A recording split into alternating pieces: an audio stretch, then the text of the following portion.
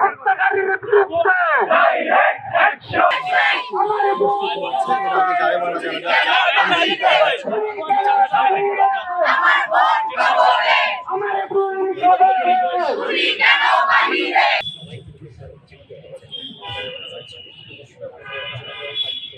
আমরা জাতি হিসেবে নির্লজ্জ যে এইরকম ধর্ষকের এখনো শাস্তি আমরা নিশ্চিত করতে পারি নাই।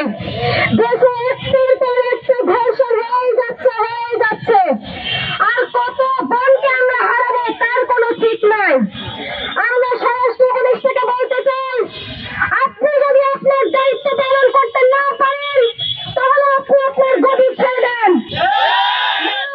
নাহলে এই ধর্ষকদের আমাদের ছাত্র জনতার হাতে তুলে দেন। এইরকম ধর্ষক এবং ধর্ষকদের যারা সাহায্য করে তারা সমান অপরাধী। আপনারা যদি তাদের শাস্তি নিশ্চিত করতে না পারেন আমাদের কাছে লিখে দেন, দেখেন আমরা তাদের কি অবস্থা করি। ছাত্র জনতা তাদের এমন অবস্থা করব জনসম্মুখে যে আগামী 10-20 বছর কেন আগামী কোন দিন আমার কোন বোন এই বাংলায় ধর্ষিত হবে না ইনশাআল্লাহ। আসিয়ার মৃত্যুর মধ্য দিয়ে আজ আসিয়া সেই যুদ্ধের ভার পুরো বাংলাদেশের হাতে ন্যস্ত হয়েছে। আজ শোক সন্তান পরিবারে আমরা প্রতিজ্ঞাবদ্ধ, আসিয়ার হত্যার ন্যায় বিচার আমরা প্রতিষ্ঠা করব। শুধু আপনার ধর্ষণ এবং খুনের বিচার মৃত্যুদণ্ড ছাড়া আর কিছুই হতে পারে না।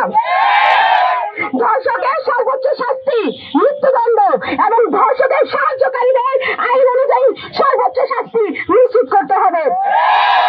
এবং আগামী বাংলাদেশে ধর্ষণকে কেবল শারীরিক স্থিরতাহানি নয় বরং হত্যার সমপরিমাণ নিকৃষ্ট অপরাধ হিসেবে বিবেচনা করতে হবে। ধর্ষকের সর্বোচ্চ শাস্তি মৃত্যুদণ্ড এবং ধর্ষকের সাহায্যকারীদের আইন অনুযায়ী সর্বোচ্চ শাস্তি নিশ্চিত করতে হবে।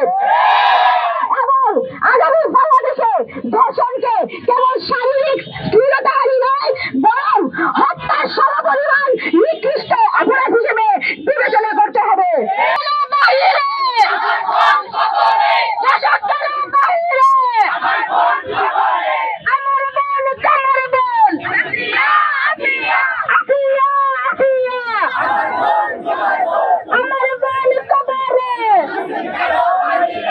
Justice!